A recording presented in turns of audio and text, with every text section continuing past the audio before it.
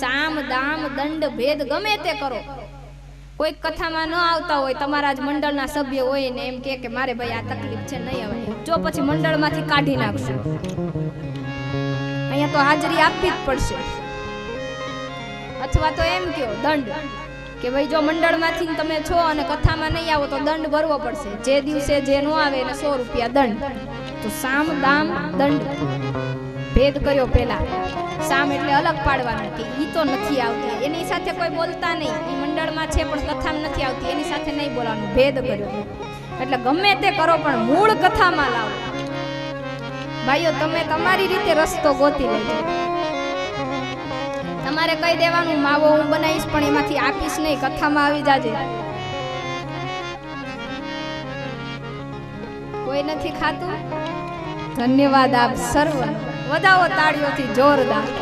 તમારા છોકરાઓને કહેજો કે ભાઈ ઈ ધંધે ન ચડતો નહીં તો બહુ દુખી થઈશ, કારણ કે ઈ કઈ સારા લક્ષણ નથી.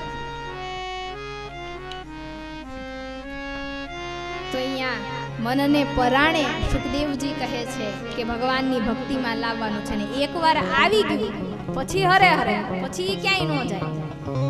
કથામાં ઘરેથી નીકળવાનું હોય ને ત્યારે વિચાર આવે જાવું કે ન જાવું, આજનો દી ન જાવું નહીં ચાલે, લાઈને હવે થોડુંક બળ કરીને જઈ આવું. પણ જેવા અહીંથી બેસી જાવ પછી હું અહીંથી કહું ભાઈ 6:30 થઈ ગયા ત્યારે ખબર પડે કે લે ટાઈમ પૂરો થઈ ગયો. શું કામ? મન આમાં પૂરેપૂરું જોડાઈ ગયું હતું, એક લીંગ થઈ ગયું. પાનભાઈના ભજનમાં આવે છે ને તારથી તાર મળી ગયા, એ જોડાઈ ગયા છે. મન પાછું આમ સાવ ભોળું છે, એને થોડુંક સમજાવો ને એટલે તરત માની જાય અને જ્યાં જે રસ્તે ચડાવો ત્યાં ચડી જાય. ઘણા માતાઓ બહેનો એમ કહેતા હોય કે ગમે એવી સાસુ મળે, ગમે એવા સસરા મળે, મને રસોઈ નથી આવડતી, હું તો ત્યાં કામવાળી રાખીશ પણ હું રસોઈ નહીં બનાવું. પણ જેવા જ લગ્ન થાય ને 3 મહિના જાય ત્યાં બેન બધુંય બનાવતા હોય. પછી કેમ? કે તમારા ભાઈને મારા હાથનો જ ભાવે છે. શું કામ? મન જોડાઈ ગયું. એટલે મન સાવ ભોળું છે ને ભોળવવાની જરૂર છે. એના ઈ મનને તમે છૂટ આપો ને કે વરિયાળી ખા, વાંધો નહીં, વરિયાળી ક્યાં વ્યસનમાં છે. બીજા દિવસે ઈ સાદી વરિયાળી ગળી વરિયાળી થઈ જાય, વળી 2-4 દી જાય એટલે મીઠો માવો બની જાય, વળી 5-7 દી જાય એટલે ખાલી કાથો ને પાન ને એવું બની જાય.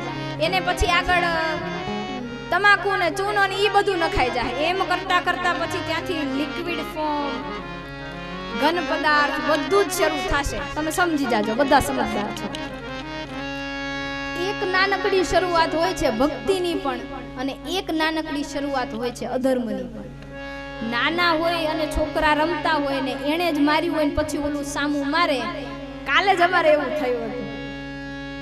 નાના નાના છોકરા શેરીમાં રમતા હતા અને અમે બાપુના ઘરે જવા માટે નીકળ્યા ને તો અમે થોડી વાર આટો મારતા હતા અને મારું ધ્યાન બરોબર એક નાનો એવો છોકરો હિત ઈ રમતો તો ને એને બીજા છોકરાએ ધબો માર્યો.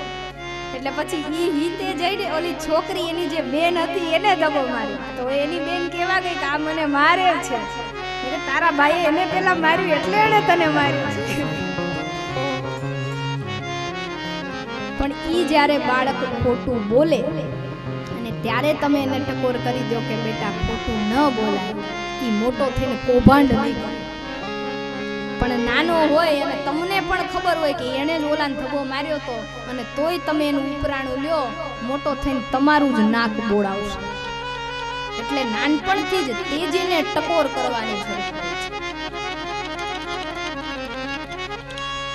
તો સુખદેવજી કહે છે કે મનને ભગવાન તરફ ખેંચીને લાવવું પડશે અને એકવાર આવી ગયું પછી કાંઈ વાંધો નહીં, બસ લાવવું મુશ્કેલ છે.